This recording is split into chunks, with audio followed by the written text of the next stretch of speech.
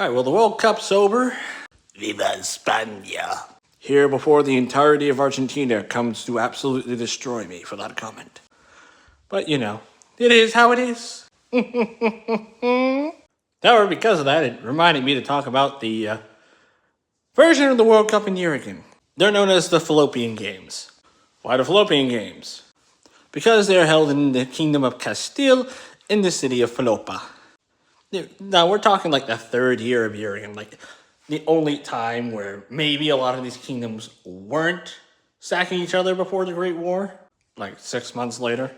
But the twin queens of Castile, Queens Carmen and Erica, wanted to have some fun competition with other kingdoms. So in the latter year, the second year, to celebrate them taking over Castile officially, they wanted to invite some kingdoms for games.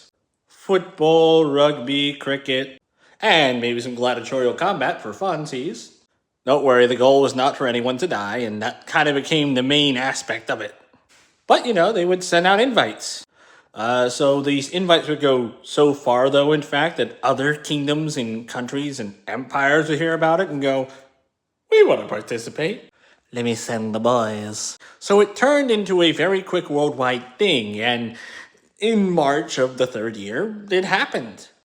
Almost every country in Uruguay participated in the Fallopian Games. And again, they had many sports.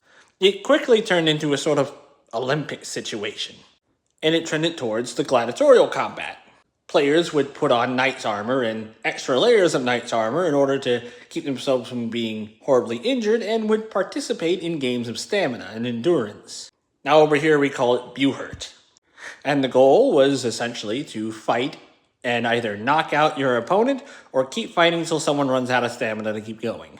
Now, of course, there were other levels of the combat, like fencing, hand-to-hand, boxing, kickboxing, but that wasn't the focus. The armored fighting was. And that got huge traction. It actually attracted millions of people into the city of Falopa. While there were many sports fans, the countries were actually putting money into bringing the best of the best to fight in Falopa. Expensive armor, pageantry, all sorts of stuff. Whatever they could do to show off, seeing as a lot of these countries were new and wanted to kind of flex that they were the best. In the end, in the first game, the country of Siblis won because they put one of their best fighters possible in there. And unfortunately, another one wouldn't happen for years because the Great War occurred. But it was a crazy time, and it kicked off interest in party nights. Think gladiators. And I'll explain more of them later. Subscribe for more.